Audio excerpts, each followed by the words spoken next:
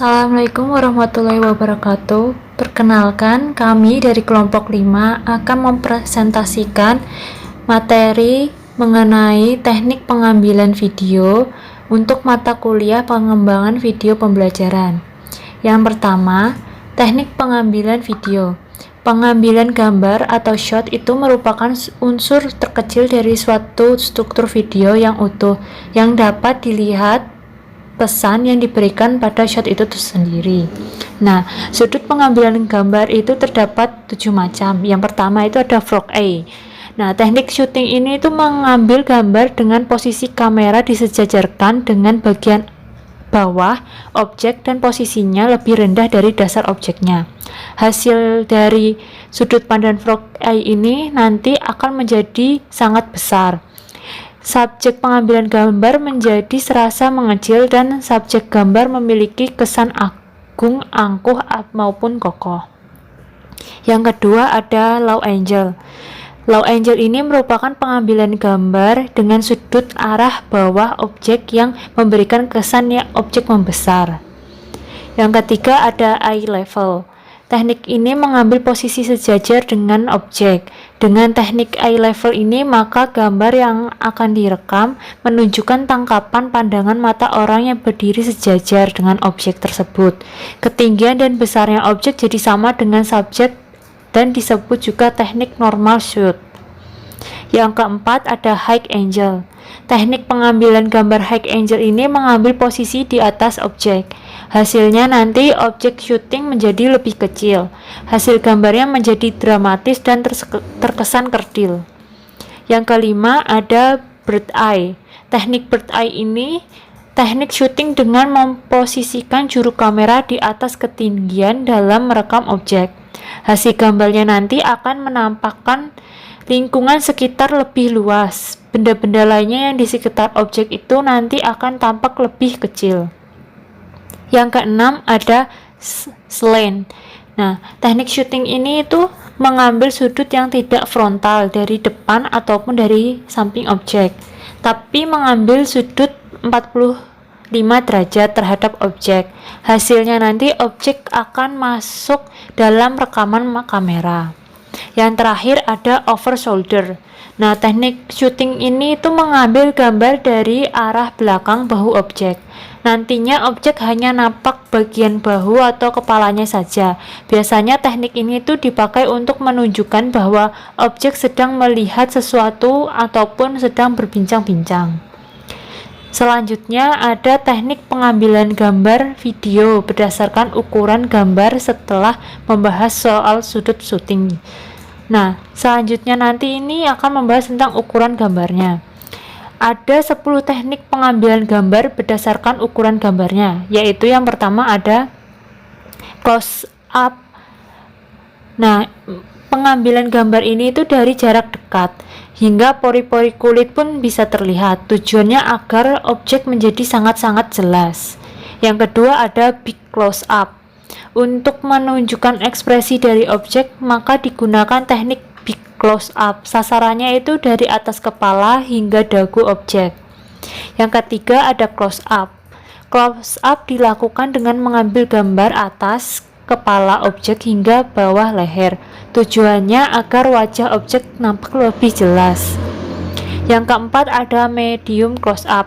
Teknik ini bertujuan mempertegas gambaran profil seseorang, mengambilnya dengan menyorot dari kepala hingga dada.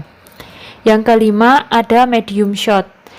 Agar sosok orang semakin jelas, maka teknik ini dilakukan. Sasarannya itu mulai kepala hingga pinggang. Yang keenam ada full shot. Teknik ini memperlihatkan seluruh tubuh objek dari kepala hingga kaki. Yang ketujuh ada long shot. Untuk menunjukkan objek sekaligus latar belakangnya digunakan teknik long shot. Yang kedelapan ada one shot. Teknik one shot ini teknik yang menggunakan untuk menampilkan satu objek saja. Yang kedua yaitu yang kesembilan ada two shot. Lebih jelas dari teknik sebelumnya, two shot ini menampilkan adegan dua objek yang terlihat bercakapan. Dan yang terakhir ada group shot. Teknik group shoot ini mengambil gambar kumpulan orang, sehingga adegan pasukan, kerumunan orang, dan sebagainya. Selanjutnya akan dibahas tentang setting waktu. Baik, selanjutnya yaitu setting waktu. Setting waktu itu memiliki dua pengertian, yaitu pengertian waktu secara fisik seperti pagi, siang, dan malam, serta waktu kejadian ketika sebuah peristiwa berlangsung. Jadi, waktu di film itu sangat berbeda dengan waktu sesungguhnya atau real time.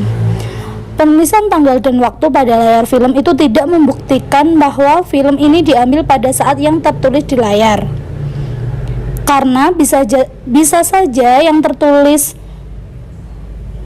tanggal 5 November 1950 itu tidak menjamin pengambilan film tersebut pada tahun 1950. Nah, bisa saja setiap orang itu merubah tanggal dan waktu tersebut. Namun, sebaiknya kita itu selalu merekam suara kita pada awal pengambilan gambar yang menjelaskan kapan gambar tersebut direkam, lokasi dan negara di mana kita merekam gambar. Cara inilah yang dapat merekam secara permanen informasi waktu dan tempat pengambilan film. Nah, hal ini itu sangatlah penting dan seringkali terlupa, dan bila kita lupa apa dan di mana persisnya sebuah gambar diambil, maka akan terjadi celaka. Apabila mempunyai GPS untuk menunjukkan lokasi keberadaan, selalu rekam dengan film pembacaannya dan juga latar belakangnya. Tidak seperti tanda tanggal dan waktu, hal ini dapat membuktikan bukti. Selanjutnya yaitu ada setting latar yang akan dijelaskan oleh Mbak Yemima. Baik, selanjutnya saya akan menjelaskan mengenai setting latar. Jadi dalam pengambilan video terdapat hal-hal yang perlu diperhatikan, yaitu setting latar. Setting adalah seluruh latar bersama dengan segala properti di dalamnya. Nah, setting latar ini juga terbagi menjadi dua, yaitu setting yang alami dan yang non-alami. Untuk ruang alami, itu adalah ruang yang sesungguhnya untuk sebuah peristiwa yang terjadi, sedangkan untuk ruang yang non-alami adalah ruang pengganti yang dipakai untuk menggambarkan suatu peristiwa atau yang biasa disebut dengan studio. Nah, biasanya untuk latar yang non-alami ini, itu merupakan studio blue screen atau green screen, sehingga nanti ketika proses pengeditan, latar belakang ini akan menjadi berwarna hijau atau biru yang dapat kemudian diganti oleh ruang yang alami atau yang kreasi dari 3 dimensi. Selain itu, pengambilan latar video ini juga terbagi menjadi dua, yaitu indoor dan outdoor. Untuk setting latar yang indoor, yaitu yang di dalam ruangan, ini juga terbagi menjadi dua, yaitu indoor and place yang merupakan kafe, rumah, gedung, perpustakaan, dan lain sebagainya, yang mana ketika pengambilan video, kebutuhan akan properti ini menjadi lebih sedikit, lebih simpel, karena kebutuhan properti seperti meja, kursi, lemari, lampu hias, buku, dan lain sebagainya ini sudah tersedia.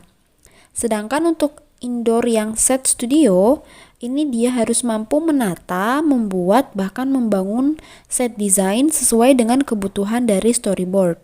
Nah, hal ini akan menjadikan kemampuan dari pengembangan estetika seni mendapat peranan yang lebih besar.